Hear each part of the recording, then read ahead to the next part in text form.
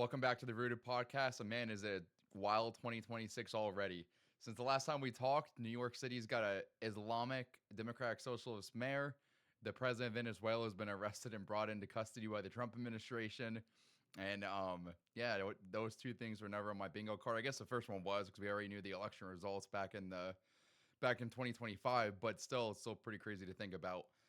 But in this episode, what I really want to do is really focus on something that might turn a lot of people off when they hear about it, but I want to focus specifically on this political ideology of socialism. And you might be wondering, why is a Christian podcaster talking about politics? And I hear this a lot, not just in the realm of me doing this podcast, but within churches, when pastors try to bring up politics in the pulpit, or when someone like me that has like a Christian podcast brings up politics, many Christians will say, stop being so political, or why are you being political? We need to turn our attention to God. I 100% agree. Focus should always be on the Lord. But at the same time, we're living in a world that we're living in. I know that sounds like a silly statement. My point is we can't be oblivious to what's going on around us. And my goal of this podcast has always been to keep my viewers rooted in the Word of God, as well as staying focused on the truth. So that way, when we encounter things of this world, we know how to process them, how to handle them, and what to think about them according to what Scripture says. So in this episode, I know I'm going to be mentioning some political things, but I think it's really, really important for Christians to pay attention, because this is a concept like socialism that many Christians fall in the trap of painting with rose-colored lenses, or trying to draw similarities to evil ideologies like this to biblical teachings, either because they've been sold a lie, or because they are, to be honest with you, they've just deluded themselves. They're just delusional. I hate to be so harsh, but I'm going to really hit home on why it is that socialism is not only an evil ideology, but why specifically it is counter to what the Bible teaches us. So stick around, get comfortable. Try to, if you're someone that's not big into politics, try to, watch us with an open mind, and we're going to dive in. So I want to start first and foremost on probably one of the biggest, world events, and that is Nicolás Maduro, the president of Venezuela, being arrested by the Trump administration along with his wife, and brought into the United States on charges of narco-terrorism and drug trafficking. So this is a big deal for a couple of different reasons. It's a big deal on the world stage because obviously our government has arrested another government's president. I hate to laugh, it's so serious, but I just think it's. I feel like every day we move forward in this world, it's like we're living out in like a simulation or something. But nonetheless, anyway, this is a big deal for Americans. I've seen a lot of mixed thoughts and mixed opinions. A big one I've heard from people I'm close to will say, regardless if they support Trump or not, they'll just make the comment like, why are we getting involved with foreign affairs? Why are we, arresting a foreign government's president? And that's a fair call out. If, because and then they'll use the analogy or the, draw the parallel. What if another country did that to our president? Would be outraged. But the reality is, regardless of if you like Trump or you hate him, to compare Trump to Nicolás Maduro is an insult, because even for people that are so delusional and hate Trump, and when I say delusional, if you're not a big fan of his personality, it's somewhat of an acquired taste. But I do support our president. But my point is, if you're someone that doesn't, one thing we can, looking at the truth and the facts, our president is nowhere near or anywhere close to the spectrum of Nicolás Maduro. But I think it is important, again, to understand what's going on in reality, and also making sure that we base our political views on what Scripture tells us. And I'm going to get into that a little deeper. If that's something that troubles you, just bear with me. So Nicolás Maduro is the president of Venezuela. And again, there's people having, two different opinions of this. There's people like me that think it's a net positive. I think it's a net positive for America because over 800,000, or not 800, big number, but not that big. 80,000 Americans die every year of drug overdose. So anything we can do to curb the amount of drugs coming into the country is amazing. And there's a lot of evidence that supports that Nicolás Maduro had a lot to do with the drug cartels and connections to them, that he was part responsible for all the drugs coming over across the border. So in that regard, regardless of, once again, I keep saying it, but regardless what you think of Trump, I think it's a big net positive for Americans. Now, speaking of Venezuelans, that's where another thing comes up when people have a little pushback on this, or a lot of pushback, is, we're not thinking of Venezuela. What about their country? We're destabilizing them. Well, I just want to show you a clip to start off with, and this is a clip from MSNBC. So, in case you're kind of picking up on context clues here, I have a very conservative leaning, but this is not a conservative news outlet. This is MSNBC, pretty far left. We're gonna check out what their reporters were looking at on the ground in Florida, and the response to Venezuelan Americans, so people that fled from Venezuela to America when they heard the news of Maduro being arrested. So we're gonna check that out. We'll do a reaction together. We've spoken with you. I know that you're in the thick of it there as you have Venezuelans gathering now, many of them celebrating the removal of Nicolás Maduro. Yeah, exactly right, Hallie. We're in Doral, Florida, affectionately known as Dorozuela. This right here, the gathering center outside Arepaso. Crowds have been coming and going. This party showing no signs of slowing down. Every so often, the music will pick up. You'll hear horns honking, people in support, the flags of Venezuela flying here across the crowd. Moments ago, the crowd chanting in Spanish, the government is over, the government has fallen. That's, again, just a number of chants that we have been hearing about freedom, liberty. I have been to this area numerous times while we've been covering the story of Venezuela, Hallie, and so many people in this community say we have not felt comfortable to step out to speak, many of them not wanting to show their faces out of fear of concern for their families in Venezuela today. All right, so I'm going to stop it there. We're going to get into a little bit about why they'd be celebrating and what that reporter just said at the very end there, how they haven't felt comfortable to speak out up till now in fear for not only themselves, but their family back home. So, what would lead people to feel that way? And it has everything to do with the government that Maduro has set up, as well as his predecessor, Hugo Chavez. Again, because I'm not a political podcast, I'm not a history podcast, I like to throw, think it's important for us to understand history. I think it's important for us to, understand politics, because the reality is this, guys. Politics, there's a famous saying that someone I really think fondly of. Someone, this man named Andrew Breitbart. You probably know him. You probably heard of him. Political commentator. He said that politics is downstream of culture, and what that pretty much means is things that happen in the culture shape politics. So the question becomes, as Christians, we live in this world. We're under this body politic in terms of, we're under the regulations they put on us. We're under the laws that are put on us. So the question is, do we want regulations and laws that are shaped by a Christian culture, or do we want rules and regulations that are shaped by a worldly antichrist culture?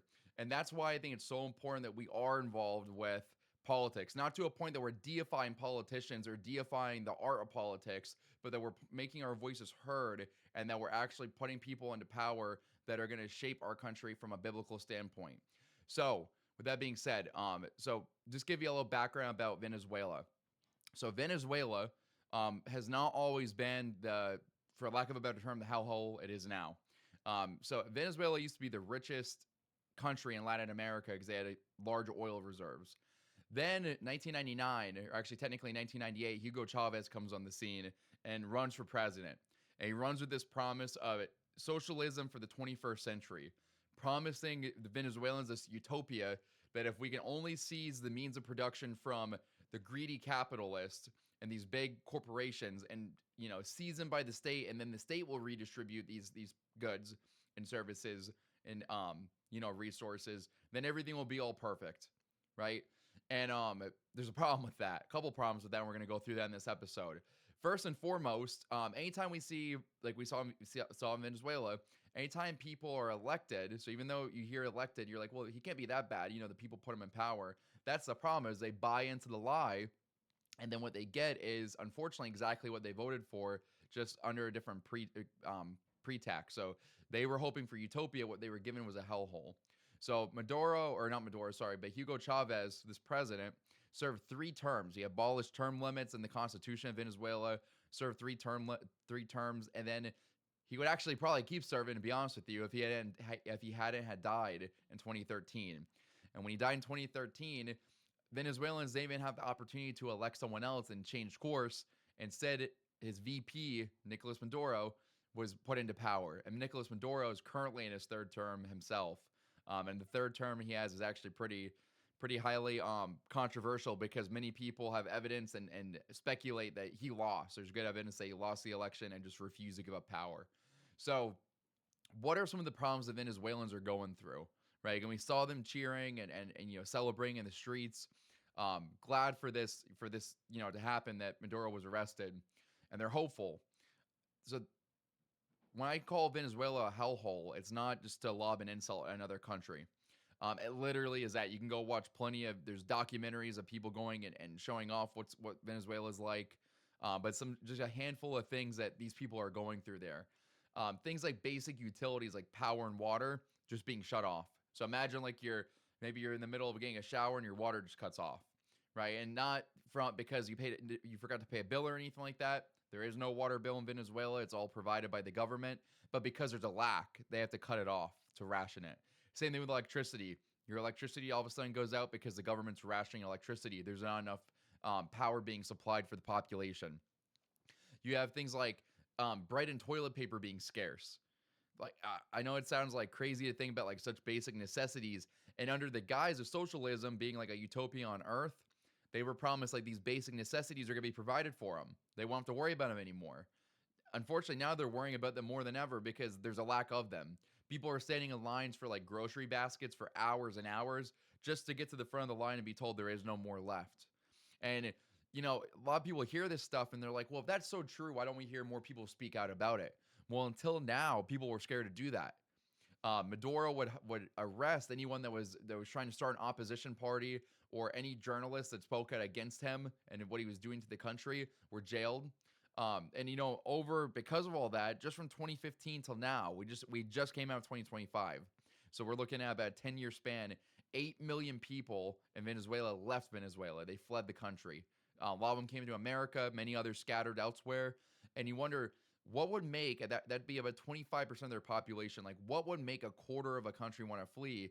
It's this. It's unfortunately exactly what they voted for, and they're seeing the symptom of it, not the bug.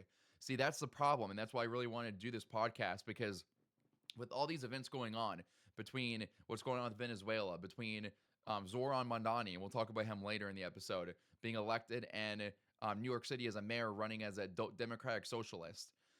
Anytime things like this come up, people want to open back up the conversation of socialism and shed light on it and try to paint it in this warm, fuzzy picture. But it's not. Every single instance that socialism has been implemented in the world, it's led to famines. It's led to executions for dissidents. It's led to labor camps and cruel treatment of the citizenry. It's not something that went wrong. It's exactly how it was intended. So, and this leads us, when people will use the phrase like socialism has never been truly tried, this is like the excuse for every bad idea. That every time a bad idea is implemented and it goes wrong, we could have predicted it would have went wrong, people want to step up and say, well, that's because it didn't. True socialism or true insert stupid ideology here was not implemented correctly. And it's just not the case. But yet still, again and again, people become more and more curious of it. It's like they completely ignore history and they want to go for another round.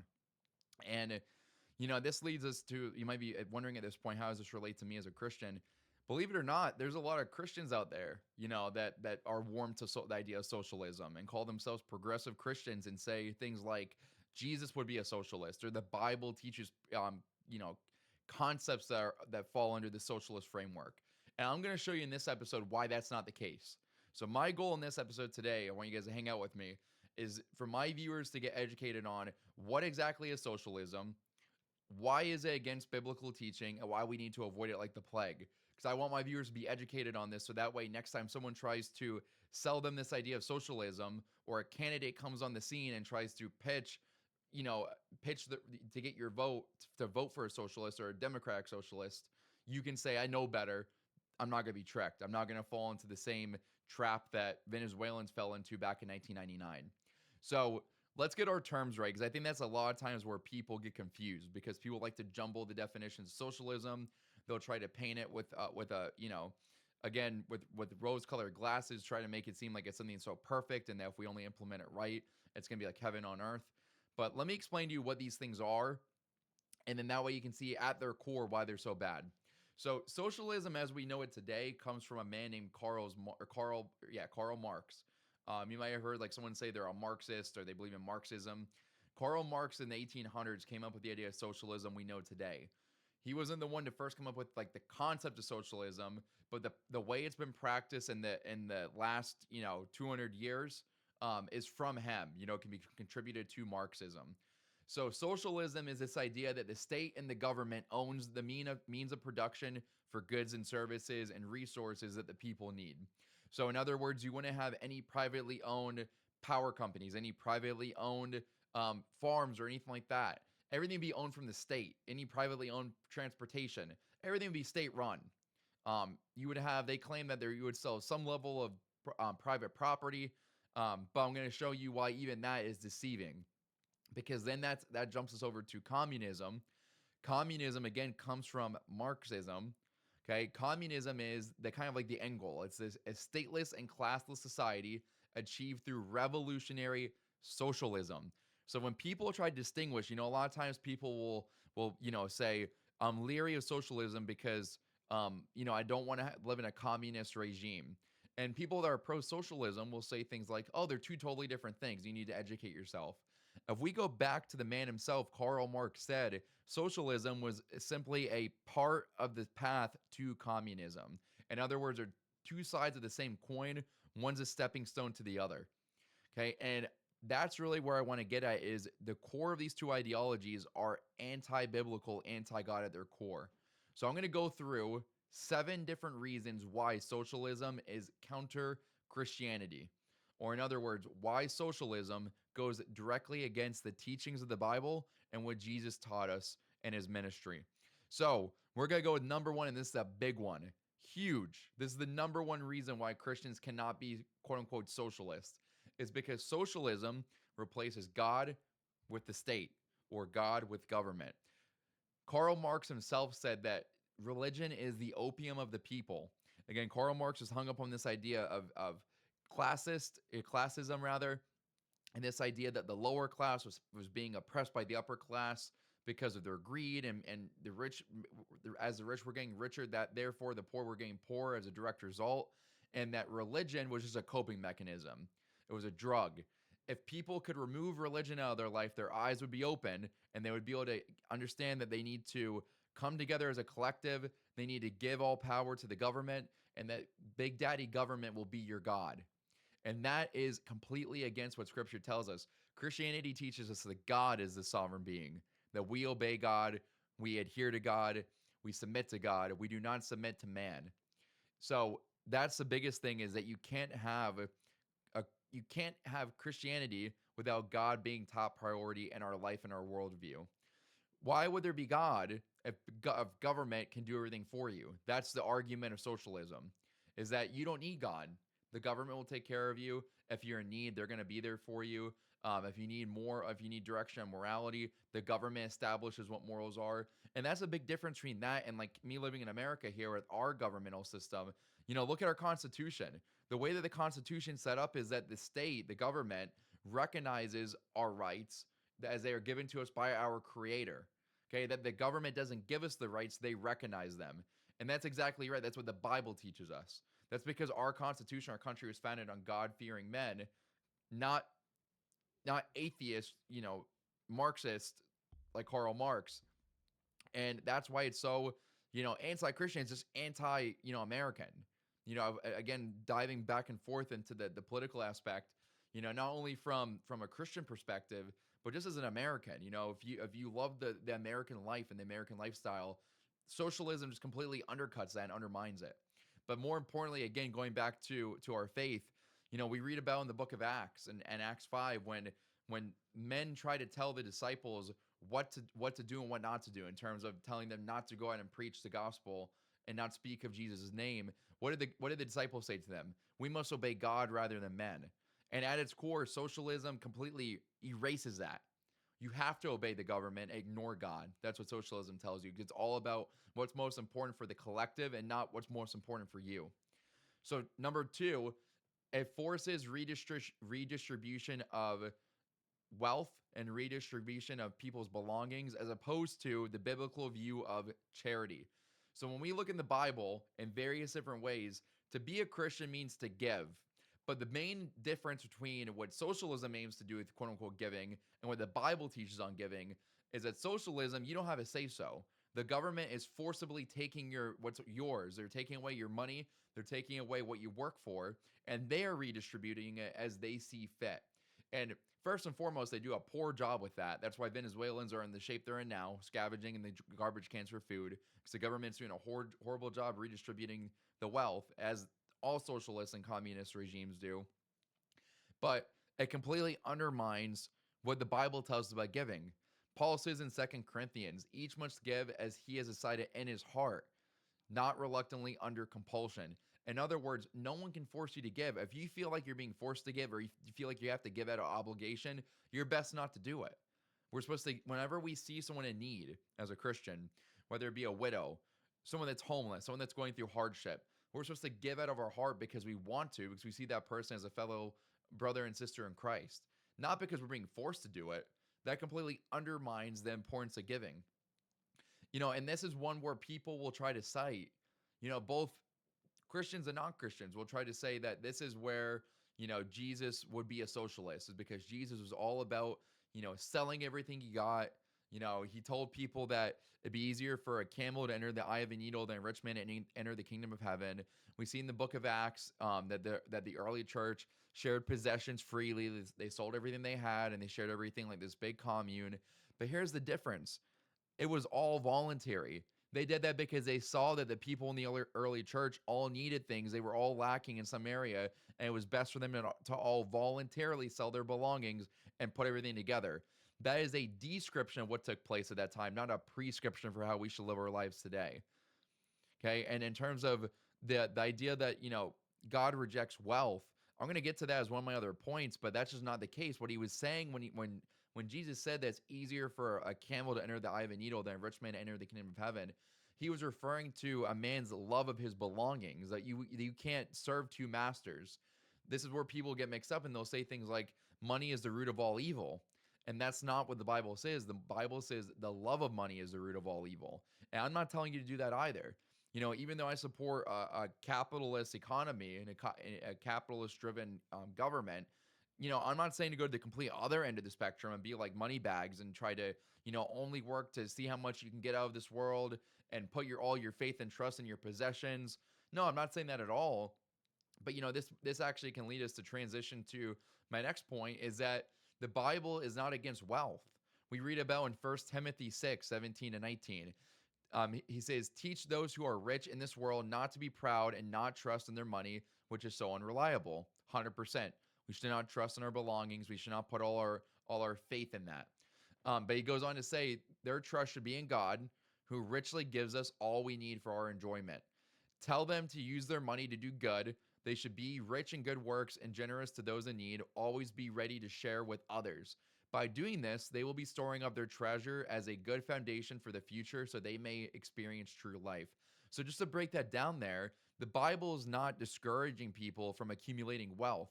What the Bible is discouraging is putting your faith in your wealth and being stingy with it. In other words, it's okay to build wealth and enjoy what God has blessed you with. Okay, but what you need to do is realize that it's not yours in terms of God's the one that blessed you with it. And because of that, you should give generously out of your heart, not because you're being forced to do it. Okay, and this is the thing is that, we think that when we look at it from a socialist mindset, socialists would say that there shouldn't be any wealth. Excess is a bad thing. If someone has excess, that means someone has lack. And the problem with that is, I'm not laughing because it's a mess up situation for people living in those, in that environment. But I'm going to keep citing it because that's why I started at the top of the episode with. Look at Venezuela. No one has an excess problem because they're all lacking, right? They're all in the same boat now. No one's getting fat and rich because in terms of the private citizenry, because they're all poor. It's a horrible situation, but it's just the reality of it. And this is why we shouldn't want that here. God doesn't want you to be poor. So why embrace a system that if we follow to its logical conclusion does exactly that? People lack instead of having the excess. And when, and think about it this way. Why does God not want you to be poor? Because just like extreme wealth takes your eyes off of God, extreme poverty takes your eyes off of God. I'm not here teaching a prosperity message. I know there's plenty of faithful followers that do go through constant financial hardship, right? And that's something that, just like anything else we deal with in life that might seem unfair to us, there's a bigger plan God has in store that we can't understand. But I'm saying, as a general rule for the whole, God doesn't want you to be poor, to live your life in poverty. That's not the case. But with socialism, that's the outcome. It just is what it is. Look all throughout different instances. Look at people that lived during the Soviet Union. Look at people that lived in Mao's China. People were starving during those times. Any ideology that results in 100 million people being killed in the last 100 years because of that ideology is demonic. How else would you describe it? For real, like, if we look at all those ones I listed, again, Mao's China, we look at the USSR, if we look at Venezuela, what we see today, if we look at Vietnam when it was socialist, communist, 100 million people in the last 100 years have died because of these ideologies. Why? People, proponents of them will say, what do you mean they died because of socialism? No, they died because of X, Y, and Z, excuse me. No, they died because of socialism and communism, because of artificial famines. What I mean by artificial is that it could have been totally avoided, but use of these resources and mismanagement of the resources led to a famine. Because of dissidents being killed and executed, so anyone that spoke out against these awful governments were killed or sent to a labor camp just to be worked to death. 100 million people in the last 100 years. I keep stressing this because nothing is new. We know that if you've been around enough, that everything happens in cycles. And it just blows my mind where we live in such a prosperous nation that if you work hard enough and you put your hand to the plow, that you can make something of yourself and be successful. But yeah, we want to completely ignore what history has told us and go with these ridiculous, systems of government. It's insane. But just to keep on going on here. So next up here, number 4, it undermines the biblical view of human nature. And this is another one that's just at the core of social. There's no getting around it. So socialism says it works because all humans are good. In other words, if we can get rid of the greed and we can get rid of things like private property, if we can get rid of private corporations and the utility sectors and having management over any resources that the people depend on, that we'll all be good. We can have heaven on earth. We'll have a perfect utopia because humans are good after all. If we get rid of all that extra stuff, at our core, we're good. And this is totally different than what the Bible tells us. The Bible tells us that since the fall of man in the garden, sin entered the heart of all men, and that we are wicked individuals. The heart of men is evil. It says here in second, or no, I actually had it wrong. Sorry. It says in Jeremiah 17:9, it says the heart is deceitful above all things. So what does that mean? That means anytime you put man into a position of a supreme authority to have complete control over all the resources in a society, over the moral compass of a society, you're going to lead to a wicked, evil society. We know that all humans are fallen and sinful. So why put all of our trust in men when we know that's a recipe for disaster and the Bible tells us so? Next up here, it attacks the concept of private property and stewardship. So this whole idea that socialism, people will say, yeah, you can sell private property with socialism, but as I mentioned earlier, the end goal would be communism, which is the abolition of private property. And this is another thing where it just completely cuts against what the Bible teaches us. So we go all the way back in Old Testament to Exodus, and we look at God's commandments to men. One of the commandments he gave was, thou shalt not steal. Well, let me ask you a question. Okay, if you don't own any property and no one owns any property, how can you steal? You wouldn't be able to. So the Bible supposes that people have private property. If you're not convinced, let me give you another one. In Exodus, it also tells us not to covet anything your neighbor has. What does it mean to covet? It means to desire or to jealously be to be envious of what your neighbor has. It mentions about not coveting your neighbor's house, not coveting his wife, not coveting his possessions, right? We're not supposed to be jealous. And this is like, I'm just gonna shoot you straight. When you watch people be interviewed, especially like young, Gen Z and millennials, they'll say things like, I think that we should institute socialism because people have so much extra, and people like me are struggling to get by, and people don't have everything other people have.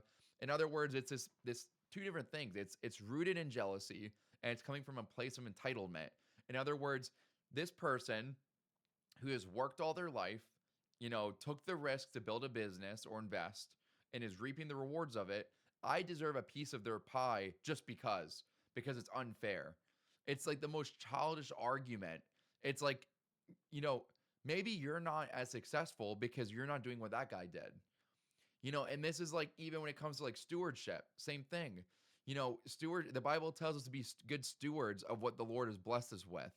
Well, this relates to private property because let me ask you a question, and this is going to sound silly, but I'm getting somewhere with this. What's more clean, your bathroom at home or a public bathroom? Hopefully you're saying your bathroom, because if you're telling me that a public bathroom's cleaner your bathroom, you need to go clean your house. But if I go into a public restroom, especially when I say public, I'm not just talking about in a store. Let's go public. I'll give you an example. Me and my wife like to go fishing in the summer, and there's a state lake we like to go to. It's got public bathrooms there in the parking lot. And I hate having to use that bathroom anytime we're there, but there's nothing else around. So sometimes you got to do what you got to do. You're forced. And when I tell you that bathroom is filthy, every time I go into it, it stinks. It's disgusting. It's awful. Why is it like that? Because no one person owns it, right? It's owned by the government. So what do you have? Every so often you got, people that might go out there and clean it, but it's not going to be the same as your home where if something is dirty, something needs to be tended to, you're going to take care of it. Why? Because it's your own. I'll give you I heard someone else say this analogy. When was the last time you washed a rental car? Like for real, like me and my wife have had rental cars before, because, either a vehicle was in the shop being repaired or we traveled, whatever it was. And, by the time I have that rental car for a week, it gets dusty, it gets dirty, but nothing ever dawned on me to go wash it because it's not my car, right? I mean, that might make me sound like a scumbag, but it just doesn't cross my mind. It's not my property, right? And this is the problem where the logical end of socialism is when everything belongs to no one, and supposedly it belongs to everyone, no one takes care of it. No one takes care of it. And this is with a lot of the problems too, with like the mismanagement of the resources. We saw this with the colonists that came over to America, right off the Mayflower. There's actually, this is true, you can look it up. One winter or one preparation for winter, they decided to do communal farming, where essentially no one would own private land. Instead, everyone would own the land and everyone would tend to it. Well, what happens when you do that is, Johnny says, I don't need to go work the field because, Joe will go work it. And Joe says, I don't need to go work the field because Bill will work it. And it goes on and on and on. And, dozens and dozens of colonists died that winter because it wasn't, the harvest wasn't properly tended to. And there wasn't enough resources for everyone to go around. What did they do after that? They said, never this again. From now on, everyone's going to have their own private farmland. You'll be responsible for tending to it and making sure you have enough resources for your family to be able to survive the winter. And what do you know? That never happened again. People didn't starve to death. And this is like, there's so many different reasons why it's such a horrible ideology, right? I can't even like go on to tell you all of them in one episode. I'm really just focusing on the ones that really hit home for why it's against biblical teaching. Let me keep going here. So I got just a couple more. I got two more. So next up here, number 6 is it confuses equality of worth with equality of outcome. So the Bible teaches us that we are all equal before God. All human beings are made in the image of God. We're all equal in his sight, but we're not going to be equal in material outcome. We're just not. 2 Thessalonians says, if anyone is not willing to work, let him not eat. That's not saying that if someone's not willing to work, let someone else pick up his slack. That's not what the Bible teaches. Socialism teaches that, though. It says that we're all equal, so therefore we all have to have equal outcomes.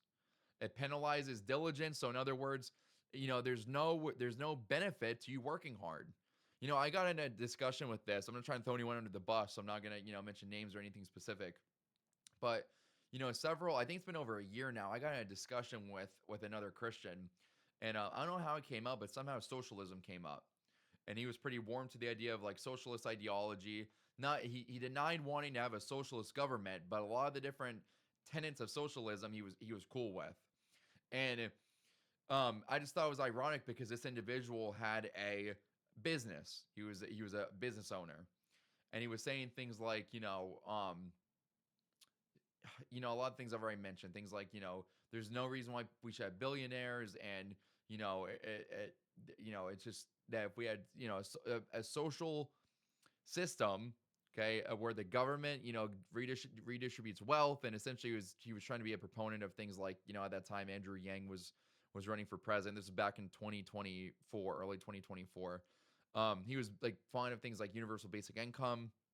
I got talking to him. I said, well, first off, that's anti-biblical, because no man should have to pay for another man to live.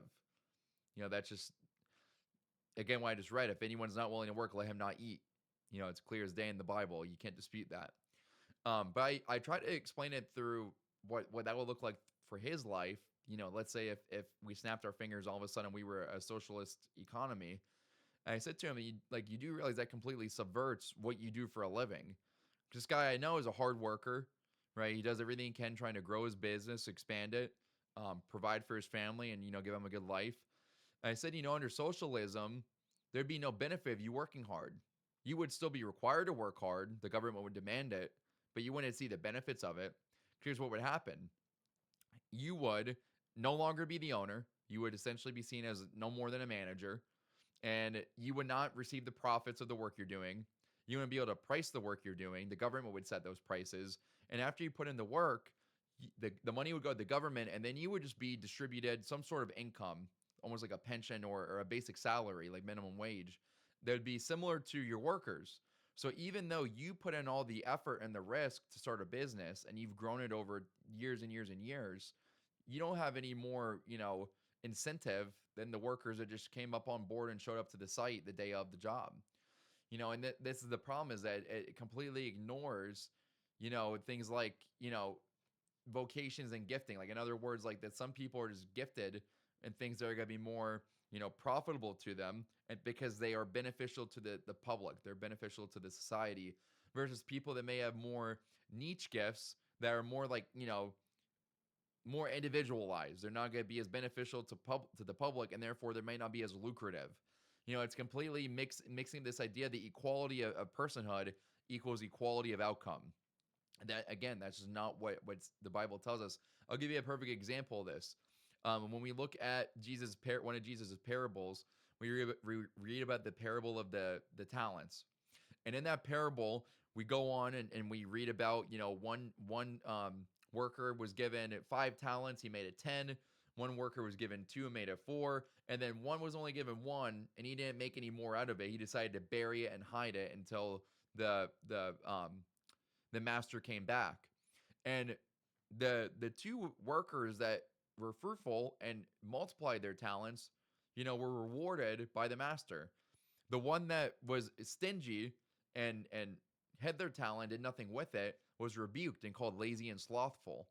So, even that we can see clear as day. If Jesus was a socialist and believed that equal worth equaled equal outcome, a lot of equals there in that sentence, that's not how that parable would have went.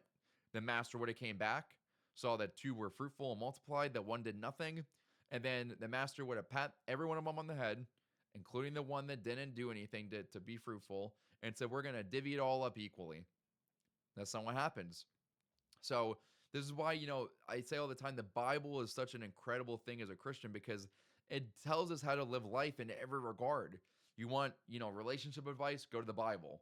You want advice on running a business, go to the Bible. You want advice when you're going through hard times, go to the Bible. And yes, if you want advice how to run a government, how to run an economy, run a society, go to the Bible. It's all there for us. We don't need to have any guesswork. And again, this is why it blows my mind when some Christians will try to say, well, it's very vague, or, if we read it in one interpretation, it seems like Jesus would be okay with this. My friends, go back and read your Bible. There's no interpretation. There's no verse that's going to tell you that Jesus was a communist or a socialist. Sorry to tell you and break it to you. So let me just end it with this, with our, 7 reasons why socialism is anti-biblical, is that it diminishes the role of the family. We read in the Bible that the family is the core, okay, of really where morality stems from. Not that the family makes up morality, we get our morality from God, but how it's passed down from one generation to the other. Okay, that the man is the head of the household, and that the mother and the father both are in charge of passing on faith and morality to their children. That's not what socialism claims. Socialism claims that your children are not your children. They belong to the state. They belong to the good and the common good of the collective. If you don't believe me, there was a man, I forget his name now, but he was a co-writer of Karl Marx, said, and I quote, "From the moment they leave their mother's care in national establishments at national cost." So that doesn't mean anything to you. What he's saying is literally women are only utilities that give birth, nurse the children, and once they're past the nursing stages, they go to government-run institutions where they're indoctrinated, they're taught, right from wrong in the eyes of the government, and then it's for the national cost, whatever's for the good of the collective. This is completely against what the Bible teaches us. The Bible teaches us that we as a household, husbands and wives, are in charge of passing on faith to the children. Okay, not the government, not the school system. And this is coming from me. I'm a teacher, and I'm saying this. My job is not to raise your kids, not to teach them right from wrong, not to tell them morally what's right and wrong. That's you as a parent's job. And we're already seeing this. If you think it's bad now, right? And this one, again, I'm a teacher. I work in the public school system. I'm not shy to this. I'm telling you its flaws. The public school system is not there to raise your children. Okay, I'm not there to do that. I'm there to teach them. For me, I'm a science teacher. My job is to teach them science, educate them so they're smart in terms of, knowing the content, knowing the curriculum. And then that way, depending on what career field they go into one day, that they can go on and apply that content. They can apply that knowledge.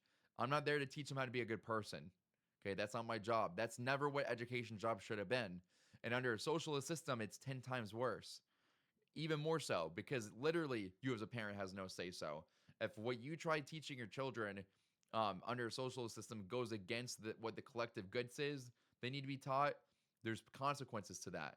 You might lose custody of your children, right? You may be punished with punitive punishment, whatever it may be. And these are just 7 reasons, folks. Again, I wanted to give you a list and make this episode valuable to you as a Christian, how we should view socialism and how we should handle it when the conversation comes up, should America switch to a socialist form of government? Now, again, why is this important to us? You might say, well, Richard, those are all great points, but we're in America after all. What does that have to do with us, right? We're not socialist. We're capitalist. We have a democratic republic. So what is Venezuela? What is the USSR? What does all have in common? Well, here's the scary thing. In 2025, Gallup did a poll. So this was a really good poll. It wasn't meant to have any partiality to it. It was a poll strictly just asking people on the Republican side of the aisle and the Democrat side of the aisle, do you have a favorable or positive view of socialism? Yes or no? Okay. And 66% of Democrats said yes. 2/3 of people that claim to be Democrats said they have a positive view of socialism. And of that majority, a subset of that, another large subset, said that they would be willing to elect a socialist candidate for president. So my point is, guys, we cannot be ignorant to this stuff. This is like literally one election away from being a reality if people would have their way with it. And if you don't believe me, Exhibit A would be Zohran Mamdani, the Muslim mayor, claimed to be democratic socialist, being inaugurated on New Year's Day in New York City. Okay, this is wild for so many different reasons. So, and then in 2025, Zohran Mamdani won the election to be mayor. And there's so many different things I can say about this man that, first and foremost, I'm going to say something just right off the cuff that might not sound politically correct, but as a Christian, we have to call things when we see them. I am disturbed that we elected a Muslim mayor in New York City just a little over 20 years after what happened 9/11. Okay? You might say, well, wait a second. Are you saying all Muslims are evil? Here's what I'm going to say. I'm going to separate the person from the ideology. Okay, a Muslim is someone that follows Islam. I know there are Muslims out there that are good, nice people. Okay, they're very charitable to their community. You know, a lot of things that in the Quran or in Islamic belief, seem, completely, radical and out there. What people would call radical, they sway away from. My point is, if you take the ideology Islam to its logical conclusions, you realize that it's not radical what we see the rest of the world doing, like over in the Middle East, right? But in reality, that is like the conclusion if Islam followed to its logical conclusion. It's what you get when you follow to a T. But I'm not even going to focus on that. I'm kind of getting off task here a little bit, or off topic. I plan on making a whole other episode down the road about the evils of Islam, and we'll cover that then. But I'm just going to focus on his democratic socialist policies and his point of view. He was voted, into office based on running as a democratic socialist. What does it mean to be a democratic socialist? And people will try to trick you and say that this is like socialism light. It's not. It's socialism with a bow around it to deceive people, and then you rip that bow off and you get exactly what I went over in this podcast. So let me tell you something. If something evil is voted in by the people, doesn't make it less evil. Okay, let me give you some examples. At one point, slavery was viewed positively by the majority. Okay, and then guess what? We got rid of it because it was an evil institution. Okay, what else? I can go down the list. There's so many different things through our history that at one point in time in history, the majority thought was good and voted on, right? And it was a thing, and then we realized, nope, we shouldn't do that. So we need to get rid of it. So just because, people vote on something and it comes in office doesn't mean that it must be a good thing. That's not the case. Okay, if we go back in the history of Venezuela, like I talked about earlier, Hugo Chavez, you could describe as a democratic socialist. They elected him into office in 1999, and look at what the state they're in now. And you might say, well, what are some of the things he's running on, or not? He already ran. What are some of the things he's hoping to achieve? He's hoping to have state-owned and run grocery stores. Okay, literally the exact same thing we're seeing in Venezuela lead to things like food scarcities and lack of options and lower quality of standards. He's being a proponent of. He's trying to get free public transportation. Okay, same thing. What do you think is going to happen to the quality of transportation if it's free? Okay, it's going to go downhill, and a lot of New Yorkers are actually against this. I want to play, just to wrap up for today, I'm going to play a little clip of Zohran Mamdani in his inauguration speech and show you exactly how scary this is after everything we went over in the podcast. I want you to really think about everything we've talked about today and think about, does this sound familiar? Does what this man's about to say in this inauguration speech, if you haven't heard it already, does it already sound familiar? Okay, so without further ado, let me go and hit this over, and then we're going to wrap up for today. Expectations. Beginning today, we will govern expansively and audaciously. We may not always succeed, but never will we be accused of lacking the courage to try. To those who insist that the era of big government is over, hear me when I say this. Here it is. No longer will City Hall hesitate to use its power to improve New Yorkers' lives. There it is. There it is. So I remember watching that his inauguration speech. I had no clue what this man was going to come out with. I don't know why I even thought that it would be somewhat tolerable and palatable, but I suffered and watched the whole entire thing. But there it goes. He says, to those who think the era of big government is over, in other words, think again, that we're not going to stop until City Hall can solve the problems of the people. Here's the problem, and there's what I'm going to wrap up with for this episode. As a Christian, we know there's only one source we can look to for solutions in our life, and that is Jesus Christ. Okay, I don't care if somehow you came across this podcast and you're the biggest atheist there is going, and you just heard me say that and say, oh my gosh, this ignorant, stupid Christian, how's God going to solve your problems? Let me tell you, from I'm about to be 30 years old from life experience, anytime that I look towards someone else or myself to solve a problems, I'm in worse shape at the end than I started off with. Every time I put my problems on God and trust in God, things get much better. There's a peace that comes on you that passes all understanding, like the Bible says, and things can only go up from there. And that's the problem, is that with this socialist ideology, it's nonstop. It's give the government a little bit more power, give the government a little more power, give them just a little bit more, then you'll have utopia. It'll never happen. So again, I'm hoping that you got something out of this episode. You know, maybe you're someone that have heard about socialism and maybe it's opened your eyes a little bit more. Maybe you're someone that naively, you were somewhat warm towards socialism and now your eyes are open. I hope that's the case. But as always, my goal is to keep us rooted in scripture and to keep us knowing on what's going on in the world, to keep us, you know, based in reality. Because as much as we can't wait for the Lord to return, we know that this world is not our eternal stopping, or not our eternal destination, but rather a temporary stopping point. We need to know what's going on in the world. We need to know how to address it and to how to really like digest it, and not so we don't fall into, you know, falsehoods like promises of socialism and promises of utopia in the world. So until next time, God bless, and I'll see you next week.